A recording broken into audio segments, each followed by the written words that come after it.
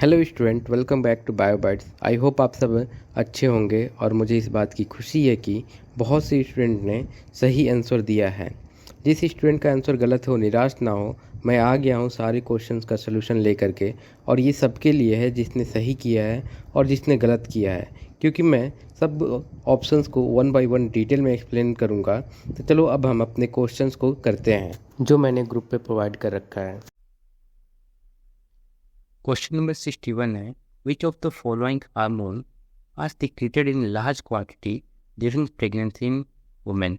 ठीक है बच्चों, तो ये प्रेगनेंसी के समय कौन सा हार्मोन है जो लार्ज क्वांटिटी में सिक्रेट होता है? तो ऑप्शन ए है एलेक्स, एस्ट्रोजन, स्टेरॉइडल। ऑप्शन बी है HCG, progesterone, steroidal and FSH। Option C है SCG, HPL। ऑप्शन डी है SCG, HPL, progesterone, estrogen and LH। बच्चों ये भी अपने एनसीईआरटी का क्वेश्चन है। एनसीईआरटी का क्वेश्चन है, चलो हम लोग देखते हैं कि क्या क्या सीक्रेट होता है। देखो, तो प्रेगनेंसी के समय ड्यूरिंग द प्रेगनेंसी ना, तो देखो HCG, HPL एंड रिलैक्सिन, ये सिर्फ और सिर्फ कब प्रोड्यूस होता है? प्रेगनेंसी के समय। और एडिशनल भी सीक्रेट होता है एस्ट्रोजन, प्रोजेस्टेरॉन, कॉर्टिसोल, प्रोलैक्टिन और थायरॉक्सिन। ये सारे भी एडिशनल सीक्रेट होते हैं, ज़्यादा इनकी नंबर इंक्रीज हो जाती है।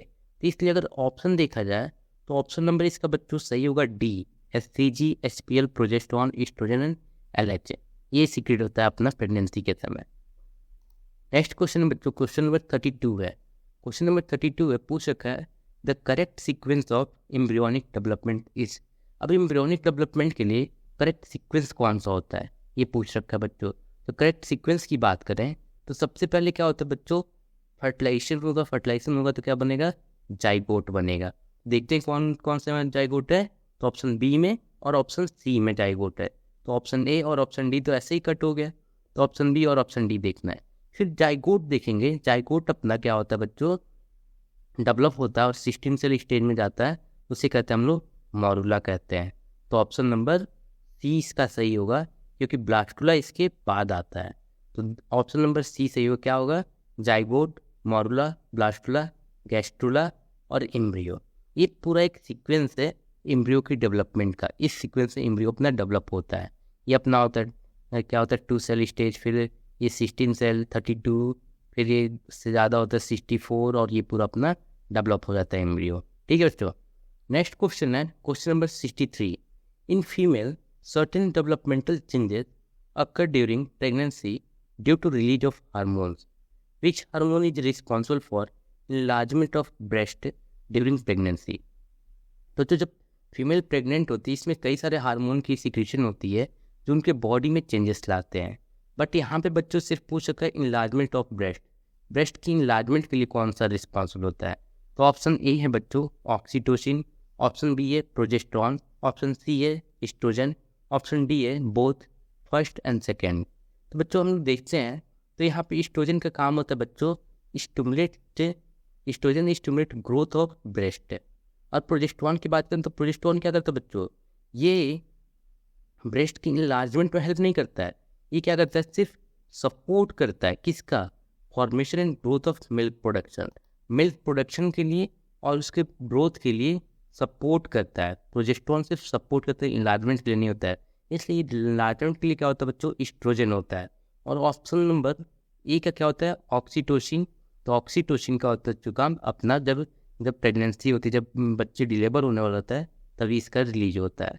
तो ऑप्शन नंबर 30 सही है। नेक्स्ट क्वेश्चन है बच्चों, question number 64। Which menstrual cycle phase is classified as proliferative phase? Which next question है question number 64। Which menstrual cycle phase is classified as a proliferative phase?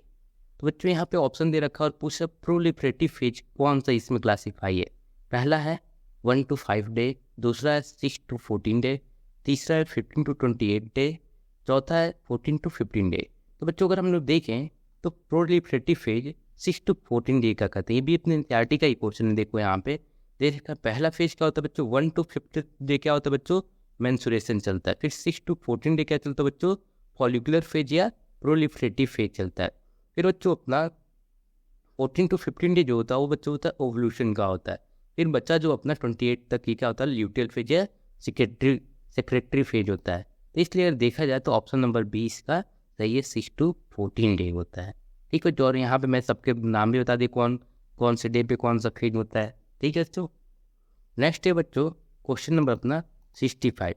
Question number 65 है, chronic villi in human embryonic development interact with the cell of the maternal uterus to generate। ठीक है बच्चों, तो ये पूछ रहा है कि क्रोनिक विलाई मैटरनल ब्लड के साथ मिल करके क्या जनरेट करता है। ऑप्शन ए है the amniotic cavity, option B है अम्बेलिकल कॉर्ड, ऑप्शन सी है प्लासेंटा, ऑप्शन डी है एम्ब्रियोनिक डिस्क। चलो बच्चों अपने एनसीईआरटी के क्वेश्चन एनसीईआरटी में देखते हैं क्या फॉर्मेशन करता है।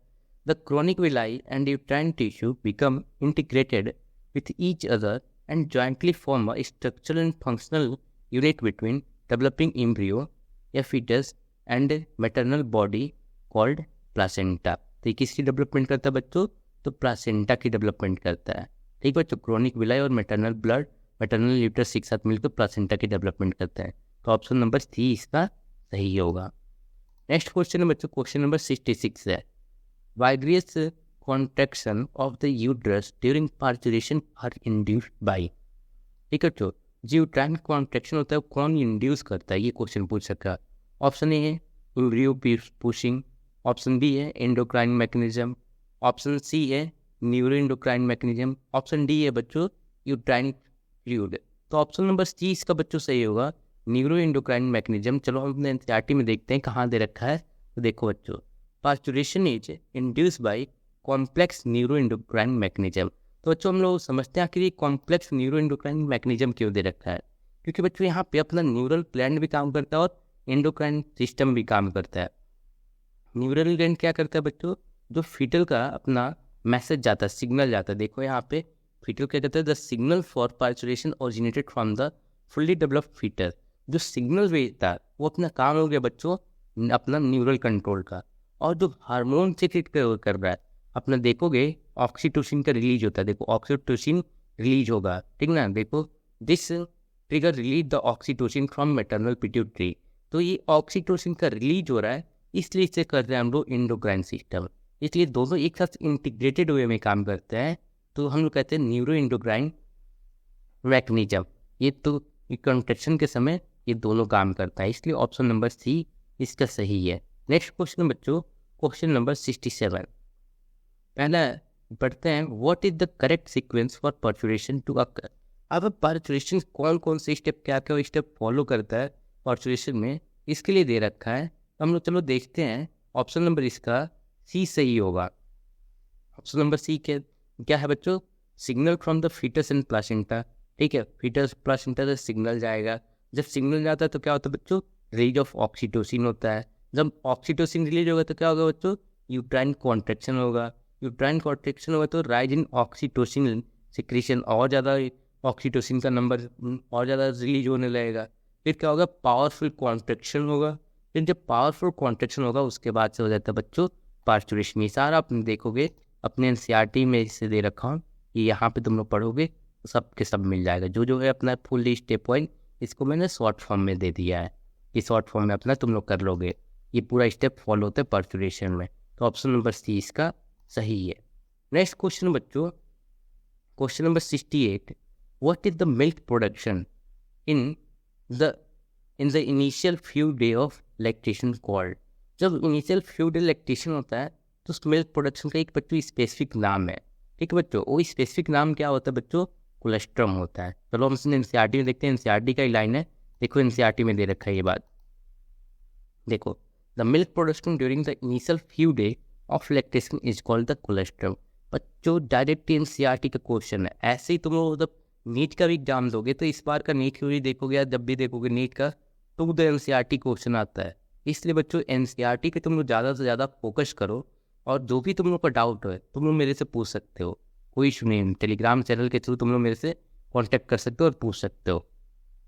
चलो बच्चों नेक्स्ट क्वेश्चन देखते हैं, question number 69, which of the following is not the function of placenta. अब यहाँ पे दे रखा है कुछ फंक्शन दे रखा है और पूछा कौन सा फंक्शन प्लासेंटा का नहीं होता है। तो पहला हम लोग पढ़ रहे हैं supply of nutrient to fetus, दूसरा है removal of excretory product from the fetus, तीसरा है supply of carbon dioxide to fetus, चौथा है supply of oxygen to fetus. तो बच्चों यहाँ से पूछे कौन काम प्लासेंटा करने से नहीं होता है, तो हम लोग देखेंगे बच्चों, तो प्लासेंटा का काम होता है supply of carbon dioxide to fetus. वो फीटस को कार्बन डाइऑक्साइड सप्लाई नहीं करता है और सारा फंक्शन परफॉर्म करता है। देखो अपने एनसीईआरटी में दे रखा है, कहाँ पे, यहाँ पे, the placenta facilitate the supply of oxygen nutrient to the embryo and also removal of carbon dioxide excretory waste material। तो बच्चों क्या करते हैं, सप्लाई नहीं करता है, वहाँ पे जो प्लासेंटा का कार्बन डाइऑक्साइड है वो क्या करते हैं, रिमूव आउट करता है, उसको सप्लाई नहीं करता है। तो ऑप्शन नंबर इसका सी होगा बच्चों सही, supply of carbon dioxide to fetus, ये प्लासेंटा का फंक्शन नहीं होता है। नेक्स्ट क्वेश्चन देखते हैं हम लोग बच्चों, क्वेश्चन नंबर 70 है, what connect the placenta to embryo. अब बोल रहा है कि प्लासेंटा को एम्ब्रियो को क्या कनेक्ट करता है, प्लेसेंटा और एम्ब्रियो एक साथ किससे कनेक्टेड रहते हैं। पहला ऑप्शन है बच्चों ट्रोफोब्लास्ट, दूसरा ऑप्शन है अम्बेलिकल कॉर्ड, तीसरा ऑप्शन है क्रोनिक विलाई, चौथा ऑप्शन है इंडोमेट्रियम। तो बच्चों इसका ऑप्शन नंबर बी सही होगा, अम्बेलिकल कॉर्ड। देखो अपने एनसीईआरटी का ये भी क्वेश्चन है, देखो the placenta is connected to the embryo through umbilical cord which help in the transport of substance to and from the embryo। जो प्लासेंटा एम्ब्रियो से कैसे कनेक्टेड है बच्चों, तो उसके लिए रिस्पॉन्सिबल होता है अम्बेलिकल कॉर्ड। जब बच्चों डिलीवरी होता है, पार्चुरेशन होता है, इसके समय अम्बेलिकल कॉर्ड बाहर आ जाता है, इसी अम्बेलिकल कॉर्ड को हम क्या करते हैं, जो नर्सेस होती हैं वो कट करती हैं। तो बच्चों मैं अपने सारे क्वेश्चन का डिटेल दे दिया हूँ, और हम लोग ऐसे ही हंसते खेलते मुस्कुराते हुए बायोलॉजी में महारथी बन जाएंगे और एग्जाम में बहुत अच्छे नंबर आएंगे। और अगर वीडियो पसंद आए तो लाइक करें, सब्सक्राइब करें, अपने दोस्तों को शेयर करें। आज के लिए इतना ही, फिर मिलते हैं अपने नेक्स्ट वीडियो में जल्दी ही, तब तक के लिए tata bye bye, take care.